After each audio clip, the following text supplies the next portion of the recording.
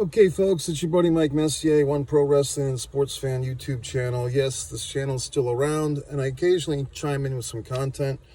But so tonight, Monday Night Raw, we'll be going to Netflix, which is, it's different. Yeah, I guess you could say exciting. There's been some leaks that Hulk Hogan apparently is going to make a visit.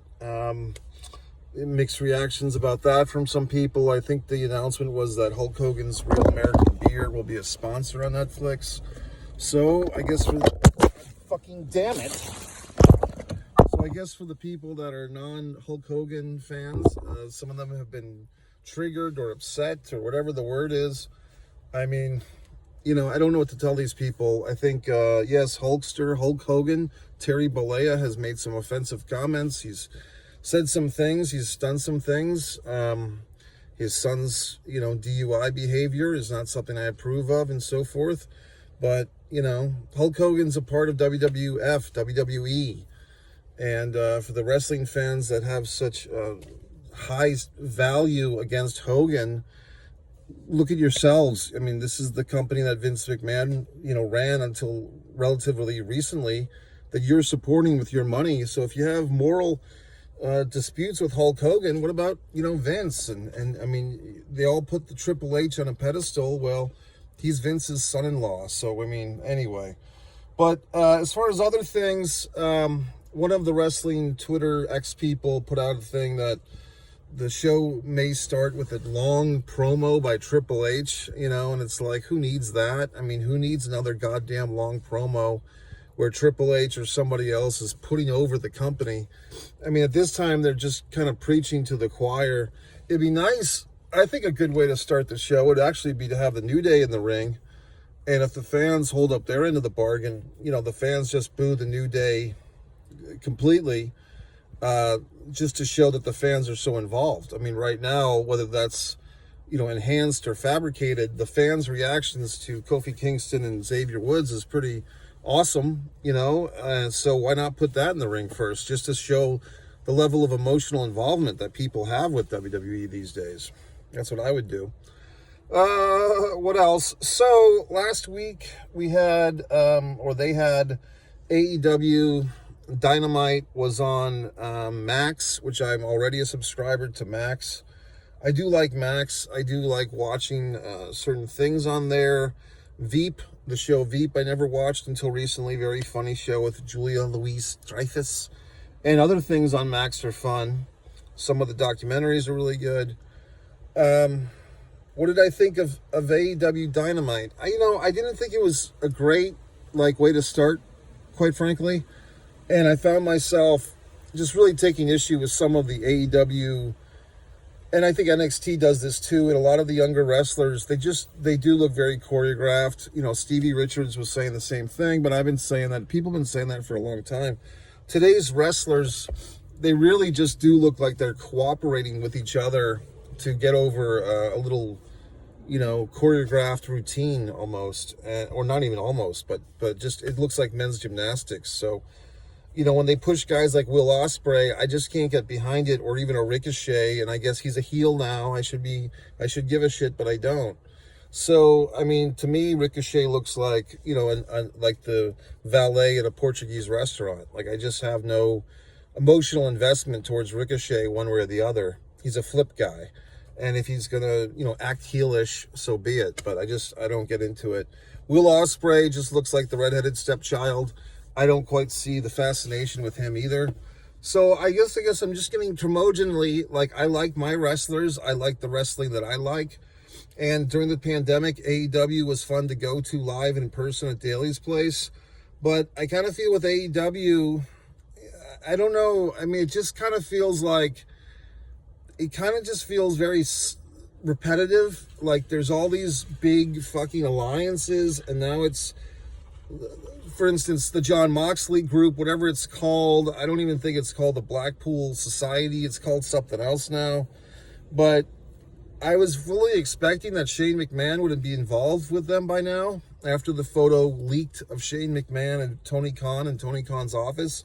I thought the whole thing with Moxley was going to be introducing Shane McMahon into AEW for some type of takeover angle. It hasn't happened. I thought the Netflix show on, the show on Netflix would have been a great way to do that. In fact, if they had teased, maybe the week before they went to Netflix, like some type of Shane McMahon, really pretty upfront tease, and then had Shane McMahon show up on Netflix for the first week, I think that would have been great. Not Netflix, Christ, I'm getting these worlds confused, on Max. Basically, I thought the whole Moxley thing was headed towards Shane McMahon coming into AEW. It hasn't happened. It looks like it may not happen. And if it does happen by now, then the excitement, at least for me, will have worn off. Then you had things like Edge teaming up with Whistle Dick 1 and Whistle Dick 2, FTR. I like FTR, but haven't we seen this little thing before where the FTR was teaming up with CM Punk? And it's just like, okay, here's FTR with a modern day legend. Okay, who cares?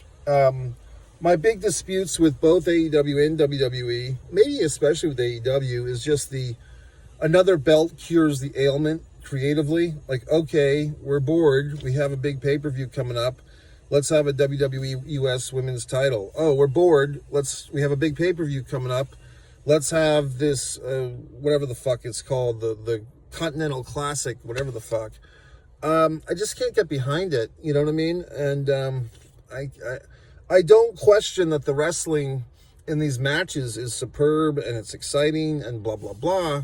It's just that the booking, it really feels like what the world needs now in wrestling is some type of, just something like like when Hulk Hogan came in and beat the Iron Sheik, that shifted the paradigm. When the NWO, credit to Hulk Hogan once again, when the NWO started in June of 96, that was a paradigm shift. I think wrestling, when AEW started, or even, you could say even like a year before that, when Chris Jericho popped into, I guess, New Japan and was going after Kenny Omega, the paradigm shifted. And I think what wrestling, in my opinion, although, yes, the ratings are through the roof and all this happy horse shit and all these streaming platforms, to me, to get my interest, maybe I'm just outgrown it, to be honest with you. So, I'm happy for you, the wrestling fan, if you're still into this stuff. And I'm still into it to an extent.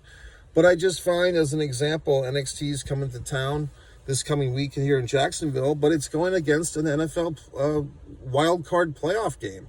So my little, tips and scales is, would I rather stay home in the comfort of my own home and watch this NFL game, or maybe do something else? Or do I want to oblige myself to go to this NXT show? And I haven't bought the NXT ticket yet. I'm kind of holding off, So I don't know if this has been a very substantial video. I do feel like some of the wrestling fans out there, Laza from Australia and AJ, of course, Shane McKenna, my buddy Benny Scala, people say, Mike, please, Luthez, what would Luthez do? All these wonderful people I do feel connected to, but I'm not going to come out here and lie to you and force myself to watch this wrestling when I'm not too enthused by it. And, I know I can point out a few things. Roman Reigns versus Big E, like at Survivor Series, going back 2 or 3 years, I guess 3 years, back when they were doing the champion versus champion, that might have been the last one. Roman Reigns versus Big E, I never watched that match. I started to watch that pay-per-view, that Survivor Series, I guess 3 or 4 years ago. I got to like a certain point and then I stopped watching, and I knew Roman Reigns would win, and I think he did. And then just a few months ago, they did another Crown Jewel, and they got up to Cody versus Gunther, and I didn't watch that, because you just get to a point, it's like, yeah, this is going to be an exciting 25 or 30-minute match, and they're going to have a lot of chops and a lot of 2 counts and all this horse shit. But, I've seen Flair Steamboat in person. You've assholes got nothing on me when it comes to pro wrestling. So I'm not going to sit here and pretend that today's wrestling is so goddamn high and mighty when it's not. It's just not. So I'm not terribly impressed. I'm not terribly unimpressed. I think perhaps it's just me moving on with my life and just realizing I can come out here and preach about the good old days of wrestling and how all these people need to learn how to do real wrestling and the thumb in the butt spot and all these things I've said. But honestly, it does no good for me. Being the smartest pro wrestling fan in the world is like being the tallest midget in the room.